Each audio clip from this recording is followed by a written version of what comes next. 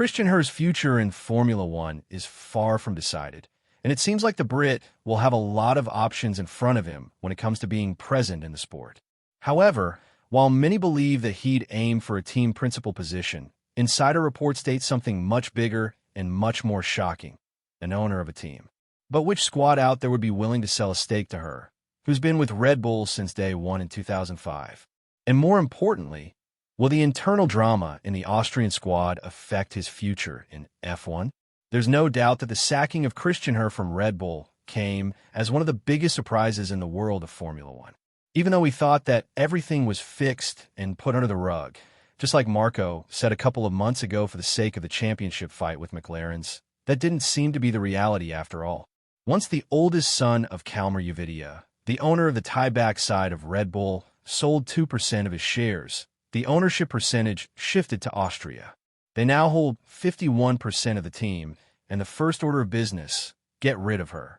Be that as it may, we're going to get some interesting developments in the future regarding Herr's presence in Formula One. He's not done yet. Maybe the internal conflicts have raised some questions as to whether or not he deserves to be in those positions yet. But having 20 years of experience guiding your team to 8 drivers and 6 constructors' championships is not a small thing to achieve. And that's why Martin Brundle believes that after everything that happened in Red Bull, and after all of Horner's tries to get a hold of as much power as he could within the inner circles of the team, he's not going to settle for anything less than becoming a team owner. Elaborating further on this, the F1 pundit said, asterisk, Christian wanted full control of what he felt he created in Red Bull and the best interest of the team in a fast-moving, highly specialized business. I rather suspect he overplayed his hand, and once the support of the 51% Uvidia family fell away in the bigger picture, Red Bull Austria HQ parked Christian at the first opportunity.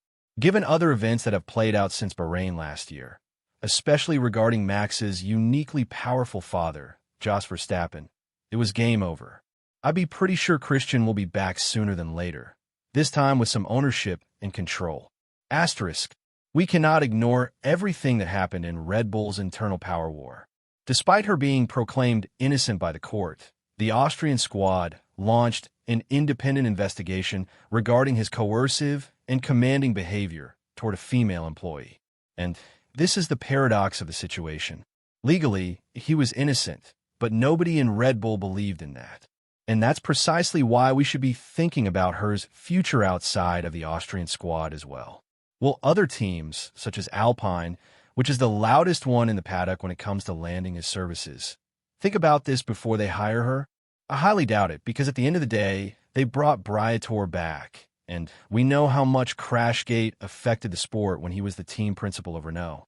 Altogether, there was a missing piece in Red Bull that just had to fall on Horner's shoulders as the last straw that the Austrian team won't tolerate, and that's the lack of performance.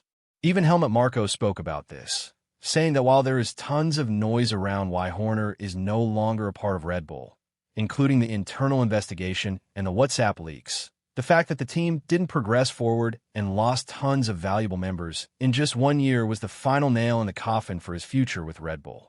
So what's next for Herr from this point of view?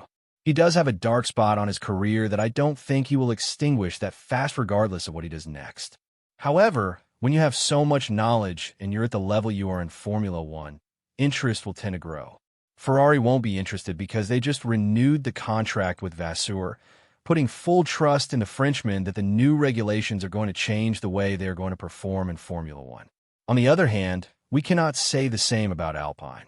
A lot of changes are coming in the Aston-based squad, with the most important one being that they will become a Mercedes-powered team from 2026 onwards. It should give them enough benefit to try and fight in the midfield if everything else falls into place.